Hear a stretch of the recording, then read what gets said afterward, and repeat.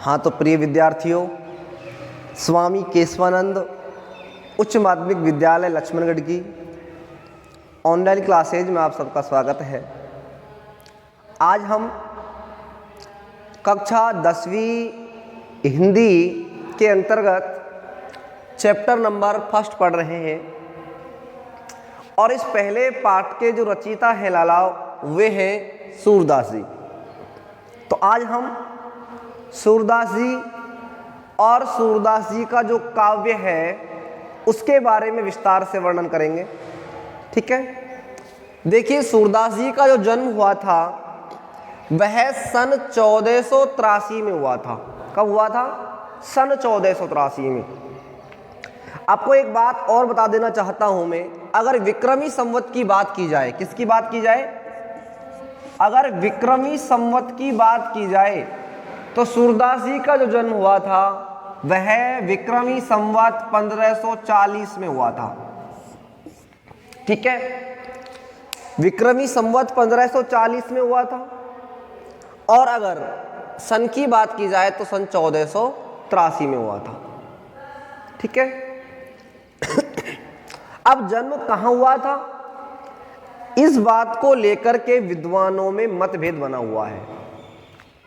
कुछ विद्वानों का मानना है कि सूरदास जी का जो जन्म हुआ था वह दिल्ली के पास, कहाँ हुआ था?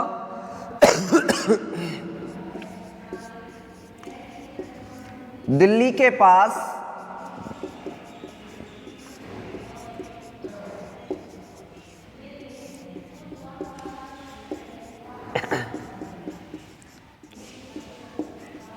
दिल्ली के पास सिही नामक गांव में हुआ था। यानी कुछ विद्वान तो ये कहते हैं कि सूरदास जी का जन्म दिल्ली के निकट सिही नामक गांव में हुआ था। लेकिन कुछ विद्वानों का यह भी मानना है कि सूरदास जी का जो जन्म हुआ था वह आगरा के पास, कहाँ हुआ था? आगरा के पास। आगरा के पास एक गांव है जिसका नाम है रुणकता गांव, रुणकता, जिसे कई बार रेणुका भी कहते हैं। ठीक है ना, यहां सूरदास जी का जन्म हुआ था।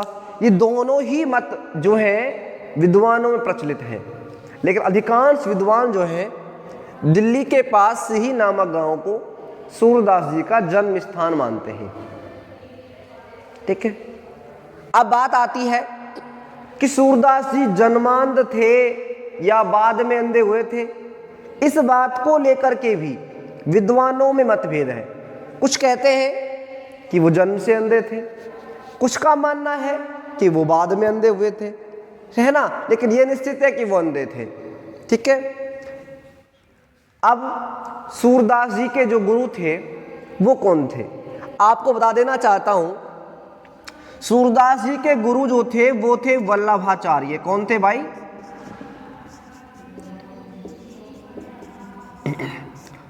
सूरदास जी के गुरु थे वल्लभाचार्य। वल्लभाचार्य जो थे सूरदास जी के गुरु थे। सूरदास जी की वल्लभाचार्य जी से जो प्राथमिक मुलाकात हुई थी वह प्राथमिक मुलाकात रेणुका गांव में हुई थी। कहां हुई थी? रेणुका गांव। और रेणुका गांव क्या है? ये आगरा के निकट गांव है जिसे क्या बताया जाता है? सूरदास जी का जन्म स्थान बताया जाता है।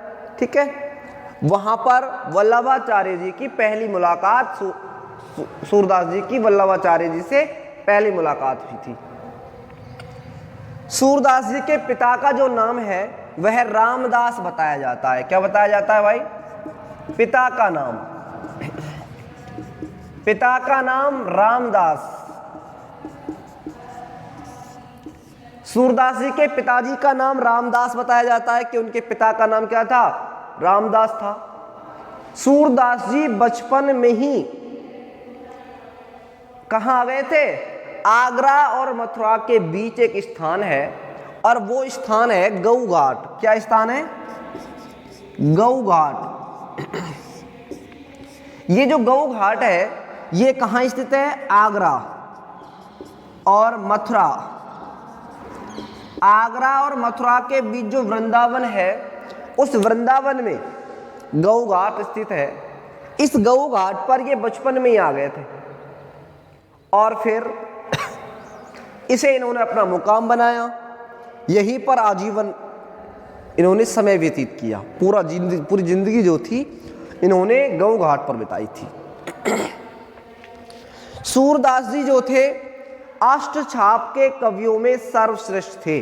अष्टछाप के कवि, देखिए अष्टछाप के कवियों में सर्वश्रेष्ठ थे। अष्टछाप के कवियों में सूरदास जी का नाम सर्वोच्च था। ये अष्टछाप के जो कवि थे ना, इनमें 8 कवि थे। इनमें 4 जो कवि थे वे तो वल्लभाचार्य जी के शिष्य हुआ करते थे और 4 उनके बेटे विट्ठलनाथ के शिष्य हुआ करते थे। तो 4 विट्ठल के शिष्य और 4 वल्लभाचार्य के शिष्य, ये 8 शिष्य मिलकर क्या कहलाते थे? अष्टछाप के कवि कहलाते थे या अष्टछाप की मंडली कहलाते थे। और ये सारे ही लोग क्या करते थे? कवि भी थे जो खुद भजन बनाते थे, भजनों की रचना किया करते थे और फिर उन भजनों को क्या करते थे? गाया करते थे।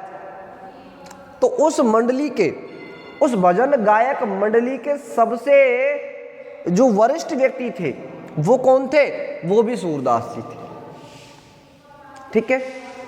अब सूरदास जी जो थे इन्होंने भगवान श्री कृष्ण को अपना आराध्य माना। यानी इनका जो आराध्य था भगवान श्री कृष्ण था। कौन था इनका आराध्य? कृष्ण। और भगवान श्री कृष्ण के बाल स्वरूप का वर्णन सूरदास जी ने अपने काव्य में किया है, अपने साहित्य में किया है ना। तो भगवान श्री कृष्ण की सूरदास जी ने भक्ति की थी और भक्ति भी कैसी की थी? सखा भाव की भक्ति। भक्ति जो थी इनकी सखा भाव की भक्ति थी, है ना।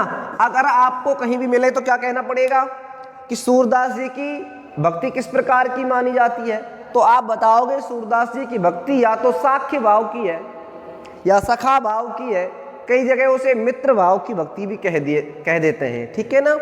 तो सखा भाव, मित्र भाव, साख्य भाव एक ही बात है। ये सूरदास जी की भक्ति भावना थी। बाल स्वरूप का वर्णन उन्होंने अधिकांशतः अपने साहित्य में किया है। एक और बात, सूरदास जी ने जो अपना साहित्य रचा है, संपूर्ण साहित्य जो रचा है, वो संपूर्ण साहित्य ब्रज भाषा में रचा है। कौन सी भाषा रही है सूरदास जी की? ब्रज भाषा। सूरदास जी के काव्य की जो साहित्यिक भाषा है वो ब्रज भाषा है ना। ब्रज भाषा के प्रकांड विद्वान थे सूरदास जी, जिसमें उन्होंने अपना साहित्य सृजित किया है। सूरदास जी ने जो अपना साहित्य रचा है उस साहित्य में माधुर्य गुण और प्रसाद गुण की बहुलता है। या तो उसमें कौन सा गुण मिलेगा? या तो उसमें प्रसाद गुण मिलेगा या फिर कौन सा गुण मिलेगा? माधुर्य गुण मिलेगा। इन दोनों ही गुणों में उन्होंने अपना साहित्य सृजन किया है। सूरदास जी ने अपने साहित्य में, अपने काव्य में जानबूझ करके अलंकारों का प्रयोग नहीं किया। जो भी अलंकार आए हैं ना उसमें स्वतः ही आए हैं, स्वाभाविक रूप से अलंकारों का प्रयोग हुआ है। जानबूझ करके कहीं उन्होंने क्या नहीं किया? अलंकारों का प्रयोग नहीं किया। और वैसे अगर रसों की बात की जाए, वैसे तो सूरदास जी के काव्य में सभी रसों का समावेश मिलता है, लेकिन श्रृंगार और वात्सल्य रस, इन दोनों के तो वो अच्छे जानकार कवि थे, है ना।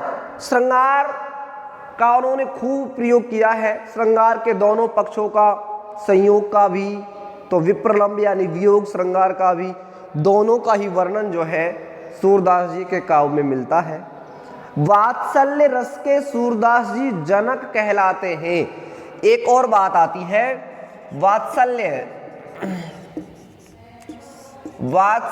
रस के जनक अगर किसी को कहा जाता है तो वे है कौन? सूरदास जी। वात्सल्य रस के जनक कहलाते हैं सूरदास जी, क्योंकि इन्होंने जो अपना सूरसागर ग्रंथ लिखा है उस सूरसागर ग्रंथ में क्या किया है? वात्सल्य रस का अधिकांशतः प्रयोग किया है, इसलिए इन्हें वात्सल्य रस का जनक भी कहा जाता है। ठीक है, श्रृंगार का तो किया ही है। और एक बात, सूरदास जी ने जो भी प्रसंग लिए हैं वो सारे प्रसंग महाभारत से लिए गए हैं, यानी महाभारत की कथाओं का, महाभारत के प्रसंगों का सूरदास जी ने अपने सूर सागर में क्या किया है, वर्णन किया है। पुराणों में, शास्त्रों में, वेदों में निहित जो अंतर कथाएं हैं, उन अंतर कथाओं का वर्णन भी किसमें किया गया है लालाओ? सूरदास जी ने अपने साहित्य में किया है। ठीक है, उसके बाद सूरदास जी की और काव्य की विशेषता बताता हूं मैं आपको। वो यह है कि बात को इन्होंने बिल्कुल सरल तरीके से कहा है, आसान तरीके से कहा है।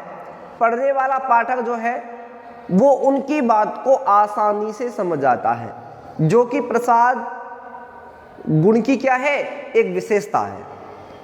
ठीक है, सूरदास जी की जो मृत्यु हुई थी वह विक्रमी संवत 1600 के आसपास, यानी कि सन 1583 के आसपास पारसोली नामक गांव में हुई थी। कहां हुई थी भाई?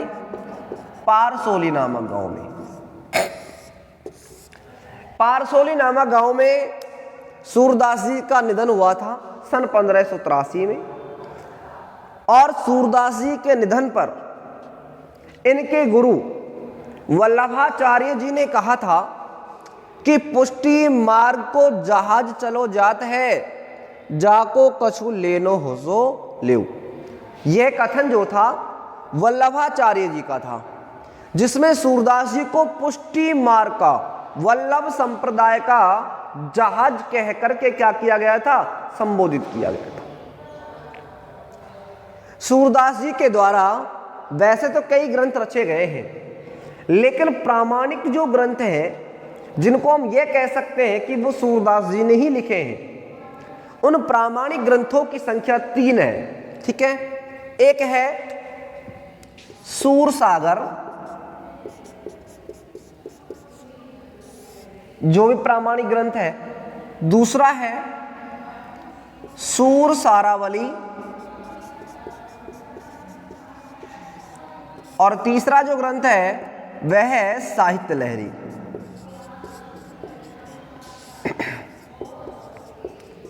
ये तीनों ही ग्रंथ सूरदास जी के द्वारा रचित हैं और प्रामाणिक ग्रंथ भी हैं। ठीक है, ये तो लाला रहा सूरदास जी का सामान्य परिचय।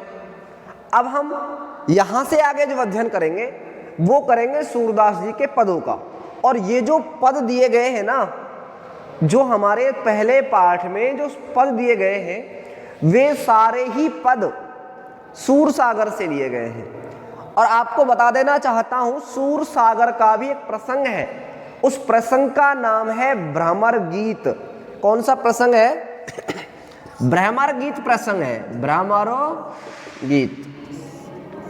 ये एक प्रसंग है भ्रमर गीत। इस भ्रमर गीत से पद लिए गए हैं सारे ही पद। ये भ्रमर गीत क्या है, इस बात को मैं यहीं पर स्पष्ट कर देना चाहता हूं। देखिए, आप सबको पता है भगवान जो श्री कृष्ण थे, उनका जो शत्रु था वो कौन था? कंस था। कंस भगवान श्री कृष्ण का अंत कर देना चाहता था, चाहे किसी भी प्रकार से उनका अंत किया जाए, है ना। इसके लिए उन्होंने अनेक प्रकार के षड्यंत्र भी रचे थे, है ना। इसी षड्यंत्रों के अंतर्गत कृष्ण को मथुरा बुला लिया गया था। अक्रूर जी के साथ वो मथुरा चले गए थे। ठीक है, जब अक्रूर जी के साथ वो मथुरा चले गए, उसके बाद कृष्ण जो था अपनी सारी प्रकार की मर्यादाओं को भूल गया। गोपियों को अपने द्वारा दिए गए वचनों को भी उन्होंने भुला दिया। तब एक दिन उन्हें अचानक से याद आई, है ना। तब उन्होंने उद्धव को, जो कि उनका एक परम सखा था, अच्छा मित्र था, उस मित्र को गोपियों को सांत्वना देने के लिए, गोपियों को हिम्मत बंधाने के लिए कहां भेजा? गोकुल भेजा। तब कृष्ण के कहने पर उद्धव, जो कि निर्गुण निराकार परमात्मा का बहुत बड़ा भक्त था और उसे अपने निर्गुण ज्ञान पर बड़ा घमंड भी था, अहंकार भी था, उसे गोपियों के पास संदेश वाहक बना करके भेजा। फिर गोपियां सगुण की पक्षधर थी, उद्धव निर्गुण का पक्षधर था। दोनों के बीच में आपसी वार्तालाप हुआ, आपसी संवाद हुआ, वाद विवाद हुआ। गोपियों ने अपने सगुण का पक्ष रखा, उद्धव ने निर्गुण का पक्ष रखा। इन सब को लेकर के गोपी और उद्धव के मध्य जो संवाद हुआ, वो सभी संवाद से संबंधित जो पद हैं वे पद भ्रमर गीत के नाम से जाने जाते हैं। भ्रमर गीत नाम क्यों पड़ा? क्योंकि जिस समय गोपी और उद्धव के मध्य आपसी संवाद चल रहा था, बातचीत चल रही थी, उसी समय एक भौरा वहां आ गया था और गोपियों ने जो भी बातें कही, जो भी उपालंब उल्हाने दिए, वो सारे उल्हाने गोपियों ने किसको संबोधित करके दिए? संबोधन तो किया था भ्रमर को, भौरे को, और बात कही थी उद्धव से। इसलिए इस प्रसंग का नाम क्या रखा जाता है? भ्रमर गीत रखा जाता है। ठीक है, तो देखिए पहला पद शुरू करता हूं मैं। हाँ, तो प्रिय विद्यार्थियों, यह भ्रमर गीत प्रसंग का पहला पद है जिसका अध्ययन आज हम आपके सामने कर रहे हैं, है ना। देखिए, भ्रमर गीत के बारे में मैंने आपको समझाया था कि भ्रमर गीत है क्या? कृष्ण का परम मित्र था उद्धव। कौन था? उद्धव। और उद्धव को अपने निर्गुण निराकार ब्रह्म के ज्ञान पर बड़ा अहंकार था, बड़ा घमंड था। वह समझता था कि मैं एक बहुत बड़ा ज्ञानी हूं, मैं एक बहुत बड़ा व्याख्याता हूं, हर बात को उदाहरण सहित रखने में अपने आप को बड़ा कुशल और निपुण समझता था। कौन? उद्धव। एक दिन वह कृष्ण के पास बैठा बैठा क्या कर रहा था? अपने ज्ञान का बखान कर रहा था। कृष्ण को लगा कि उद्धव को क्या हो चुका है? अपने ज्ञान पर घमंड हो चुका है, तो क्यों ना इसका अभिमान भी दूर हो जाएगा, इसी बहाने गोपियों की परीक्षा भी हो जाएगी। इसलिए कृष्ण ने अपना संदेश वाहक बना करके उद्धव को किसके पास भेजा? गोपियों के पास गोकुल भेजा। और जब उद्धव गोपियों के पास आया, अपने ज्ञान की बातें गोपियों के सामने रखी और गोपियों से ये कहा कि जिस कृष्ण को तुम अपना भगवान मानकर बैठी हो वो भगवान है ही नहीं, वह तो हम तुम्हारे जैसा साधारण इंसान है, साधारण आदमी है। इसलिए तुम्हें क्या करना चाहिए? निर्गुण निराकार परमात्मा की भक्ति करनी चाहिए। ये सब बात कही आकर कौन ने? उद्धव ने। इसलिए इस पूरे प्रसंग का जो नाम है, जहां गोपी उद्धव संवाद चला, जितने भी गोपी और उद्धव के मध्य जो भी वार्तालाप संबंधी बातें हुई और जितने भी पद सूरदास जी ने इस संबंध में लिखे, वे सारे ही पद जो है भ्रमर गीत के नाम से जाने जाते हैं सूर सागर में। ठीक है, ये पहला पद है। उद्धव तुम हो अति बड़ भागी। गोपियां कह रही है उद्धव तू तो बड़ा भाग्यशाली है, तू तो बड़ा भाग्यवान है, ऐसा गोपियां कह रही हैं। यहां बड़ा भागी कहने में यानी बड़ा भाग्यवान कहने में व्यंग निहित है। गोपियां कहना ये चाह रही है कि उद्धव तू बड़ा भाग्यशाली नहीं है, तू तो अभागा है, तेरे तो बुरे भाग हैं। क्यों बुरे भाग हैं? उद्धव तुम हो अति बड़ भागी। अरे उद्धव तू बड़ा भाग्यशाली है। भाग्यशाली कह करके गोपियों ने ये व्यंग निहित किया है, ये व्यंग किया है कि तू भाग्यशाली नहीं है, तू अभागा है। और अभागा क्यों है? अपरस रहत सनेह तगाते नाहिन मन अनुरागी। तू भगवान श्री कृष्ण के सबसे निकट रहता है, सबसे पास रहता है और ऐसे रहता है जैसे धागे से बांध दिया हो। जैसे दो वस्तुओं को आपस में धागे से बांध दिया जाए तो वो बिल्कुल निकट रहेंगी नहीं रहेंगी, सन्निकट रहेंगी नहीं रहेंगी, रहेंगी ना। ठीक उसी प्रकार से भगवान श्री कृष्ण और उद्धव बिल्कुल करीबी थे। एक दूसरे के साथ रहना, एक दूसरे के साथ घूमना, एक दूसरे के साथ खाना पीना, सारे व्यवहार एक दूसरे के साथ होते थे। इसका मतलब वो एक दूसरे के घनिष्ठ करीबी थे, है ना। इसलिए गोपियाँ कह रहे उद्धव तुम तो भगवान श्री कृष्ण के बहुत करीबी हो, बहुत नजदीकी हो, तुमसे नजदीक तो उनका कोई हो ही नहीं सकता, है ना। तुम तो उनके साथ ऐसे बंधे रहते हो जैसे धागे से बांध दिए हुए हो। नाहिन मन अनुरागी, फिर तुम्हारा तो उनसे बहुत प्रेम होना चाहिए था ना, लेकिन फिर भी तुम्हारे मन में उनके प्रति क्या नहीं है, जरा सा भी अनुराग नहीं है, थोड़ा सा भी प्यार तुम्हारे मन में उस कृष्ण के प्रति नहीं है जिस कृष्ण के तुम सबसे नजदीक रहते हो, जिस कृष्ण के सबसे अच्छे मित्र बनते हो, करीबी बनते हो, उस कृष्ण से तुम्हारा थोड़ा सा भी प्रेम नहीं है। जो तुम क्या कर रहे हो, यहाँ आकर के कृष्ण विरोधी बातें कर रहे हो, उनको छोड़ने की बात कर रहे हो। ये बात गोपियों ने कही, कौन से, उद्धव से, कि उद्धव तुम हो अति बड़ भागी। अरे उद्धव तू तो बड़ा अभागा है, बड़ा अभागा उद्धव तू है। परस रहत स्नेह तगात, तू भगवान श्री कृष्ण के साथ ऐसे रहता है जैसे धागे से बांध दिया गया हो। नाहिन मन अनुरागी, इतना होने के बावजूद भी, इतने नजदीकी सन्निकटी होने के बावजूद भी तुम्हारे मन में उनके प्रति जरा सा भी प्यार नहीं है, जरा सा भी प्रेम नहीं है।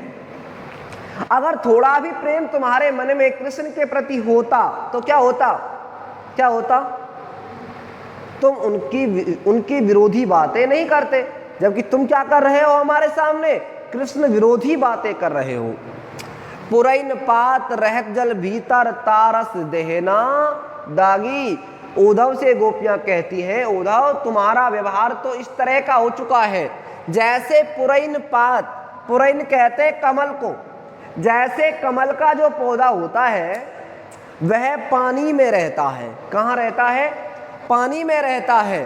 पुरैन पात रहत जल भीतर, जो कमल का जो पौधा होता है वो पानी में पैदा होता है, तालाब में पैदा होता है, लेकिन कमल के जो पत्ते होते हैं वे हमेशा पानी से ऊपर ही रहते हैं।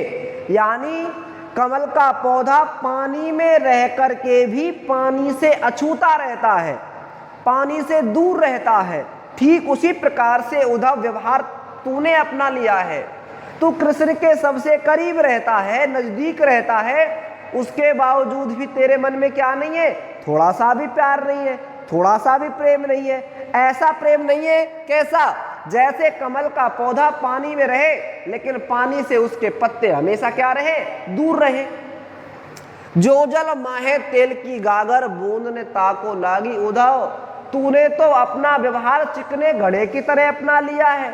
जैसे चिकना घड़ा होता है ना, जो जल माहे तेल की गागर, जैसे तेल के चिकने घड़े को, तेल के चिकने घड़े को जैसे किसमें, तेल की गागर बूंद ने ताको लागी, जैसे तेल के चिकने घड़े को पानी में डुबो दिया जाए तो पानी में डुबोने के बाद उस चिकने घड़े के ऊपर, उस तेल के घड़े के ऊपर पानी की एक भी बूंद नहीं ठहरती, सभी बूंदें ढलक कर कहाँ जाती हैं, नीचे आ जाती हैं। जैसे तेल के चिकने घड़े पर पानी की एक भी बूंद नहीं ठहरती, उद्धव उसी प्रकार से तू भी क्या हो चुका है, बेशर्म हो चुका है।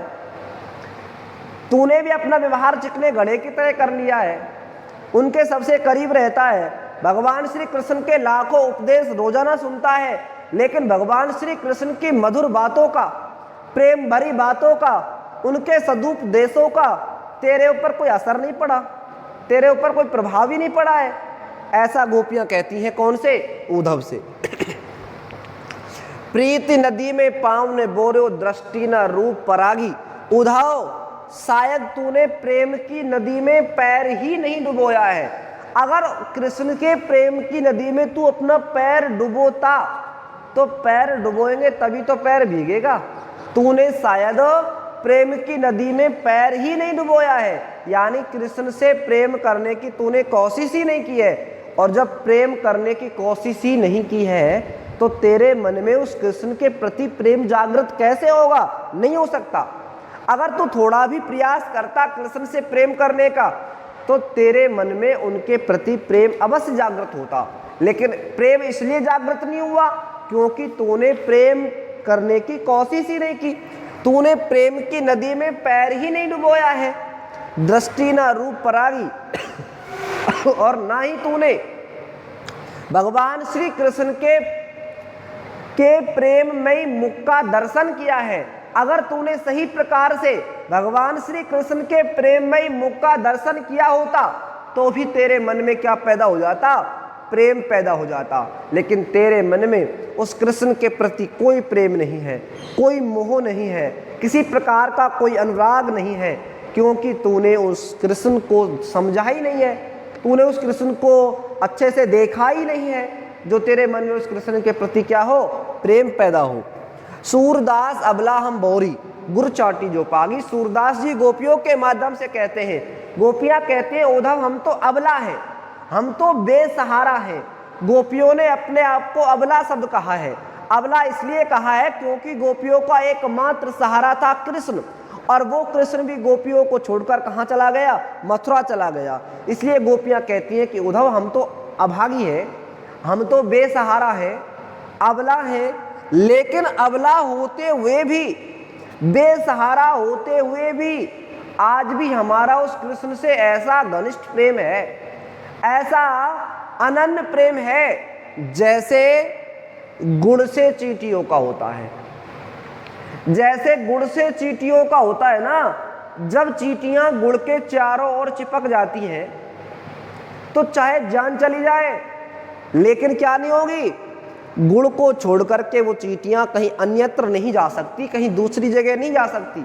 जैसे गोपियां गुड़ को छोड़कर कहीं दूसरी जगह नहीं जा सकती है ना, ठीक उसी प्रकार से हम सभी गोपियां भी कृष्ण को छोड़ करके किसी अन्यत्र का ध्यान नहीं कर सकती, किसी दूसरे आराध्य का ध्यान नहीं कर सकती, किसी अन्य की भक्ति नहीं कर सकती। जैसा घनिष्ठ प्रेम चींटियों का गुड़ से होता है, ठीक वैसा ही घनिष्ठ अनन्य प्रेम हमारा किससे है? भगवान श्री कृष्ण से है। तो इस पद के माध्यम से गोपियों ने उद्धव को उल्हाने दिए हैं, उद्धव को अभागा कहा है और अपने आप को भगवान श्री कृष्ण के प्रति क्या बताया है? एक निष्ठ बताया है। अपनी अनन्य प्रेमा भक्ति जो है उसे इस पद के माध्यम से गोपियों ने प्रकट किया है। एक बार फिर से देखिए, उद्धव तुम हो अति बड़ भागी। अरे उद्धव तू बड़ा भागशाली है। कहने का भाव यह है कि उद्धव तू भागवान नहीं है, तू तो अभागा है, क्योंकि तेरे मन में उस कृष्ण के प्रति थोड़ा सा भी प्रेम नहीं है।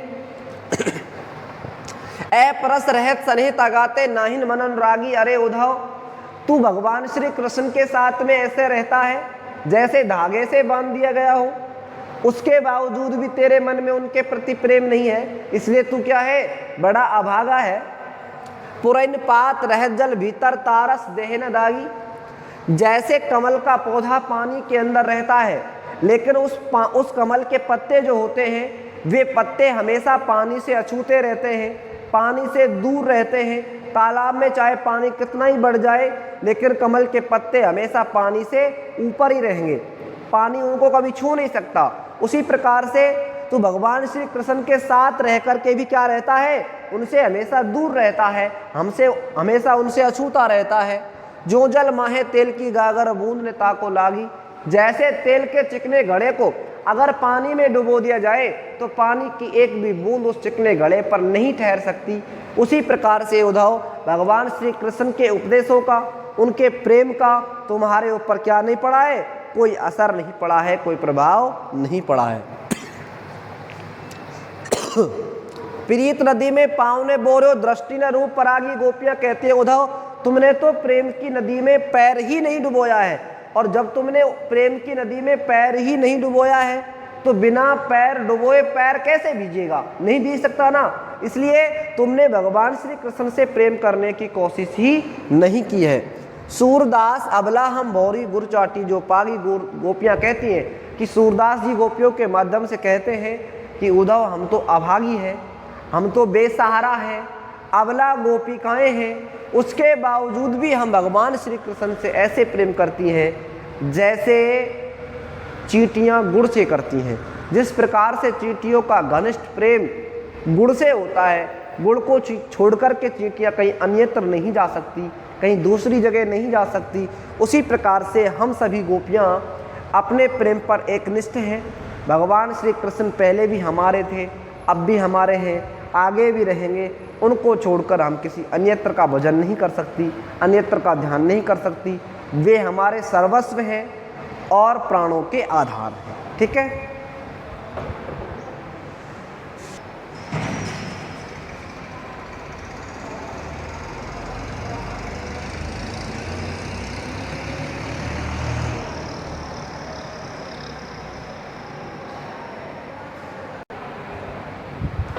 हाँ, तो प्रिय विद्यार्थियों, यह है हमारे पहले पाठ का दूसरा पद है। इस दूसरे पद में गोपियाँ जो है उद्धव से कहती हैं कि मन की मन ही मांझ रही कि हे उद्धव, हमारे जो मन की बातें थी ना वो तो हमारे मन में ही रह गई। यानी कि जिस समय भगवान श्री कृष्ण अक्रूर के साथ मथुरा गए थे, जब वो मथुरा जा रहे थे उस समय गोपियां उनको घेर कर खड़ी हो गई। उन्होंने कहा कि उन्होंने कृष्ण से कहा कि कृष्ण तुम धोखेबाज हो, तुमने हमारे साथ छल किया है, पहले तुमने हमसे प्रेम कर लिया और अब प्रेम करके तुम हमें छोड़ कर के मथुरा जा रहे हो, ये तुम्हारा छलावा है, धोखा है हमारे साथ।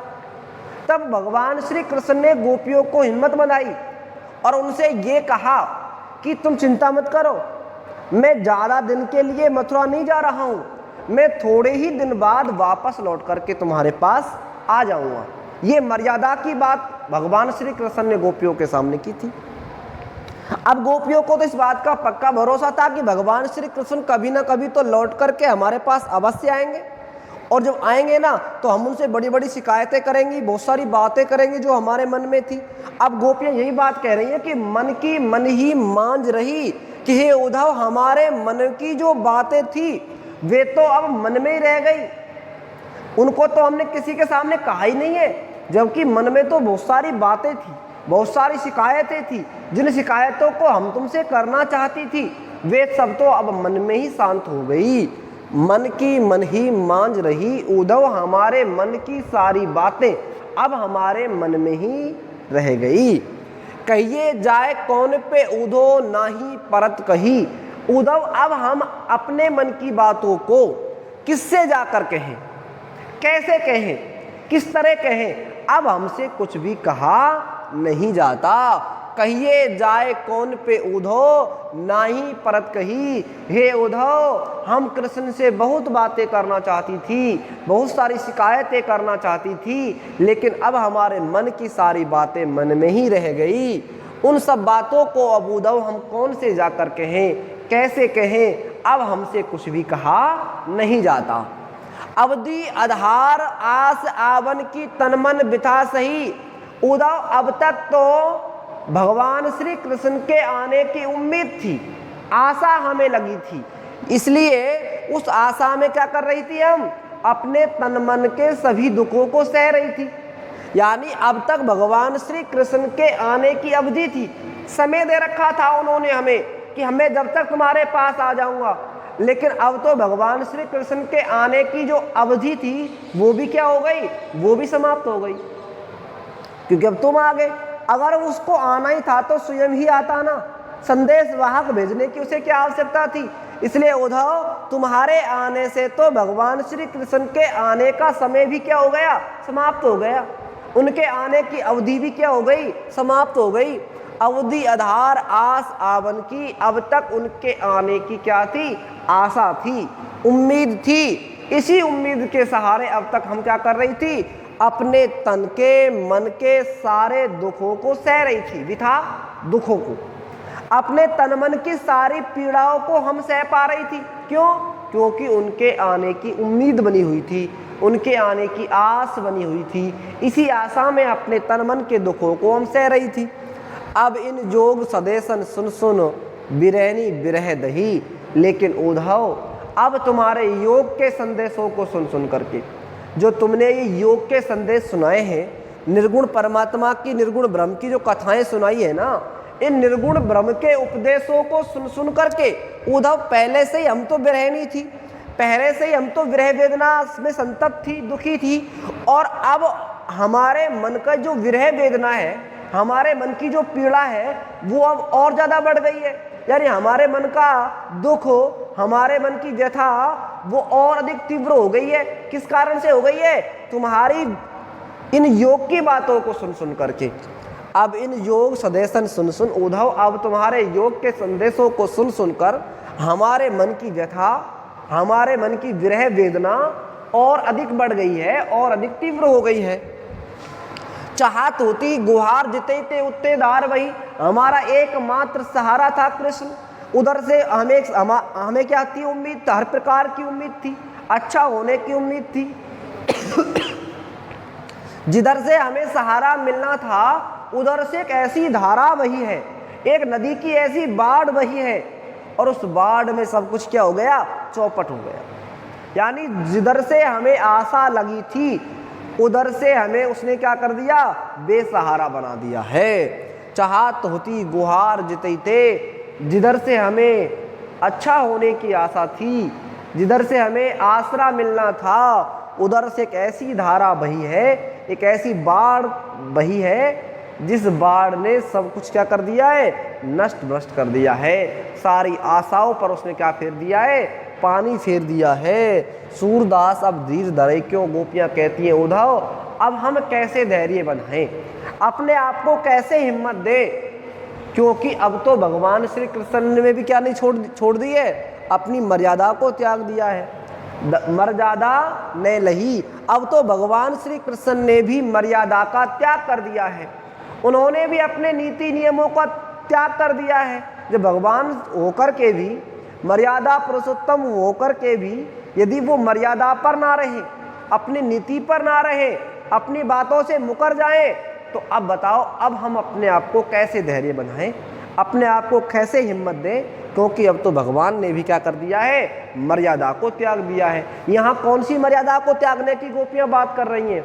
उस मर्यादा को त्यागने की गोपियाँ बात कर रही हैं जिसको, जो वादा गोपियों से उद्धव कृष्ण ने किया था। कृष्ण ने वादा किया था कि मैं तुम्हारे पास शीघ्र लौट करके वापस आ जाऊंगा, किसी प्रकार की तुम चिंता मत करना। अब भगवान श्री कृष्ण खुद नहीं आए, संदेश वाहक बनाकर उद्धव को भेज दिया, तो इसका मतलब क्या हुआ कि वो अपने दिए गए वचन से क्या हो गए? मुकर गए, अपने दिए हुए वचन को उन्होंने त्याग दिया। तो ये बात गोपियाँ कहती हैं। तो यहाँ गोपियों ने भगवान श्री कृष्ण के भी मर्यादा या मर्यादित न रहने की बात कही है। ठीक है।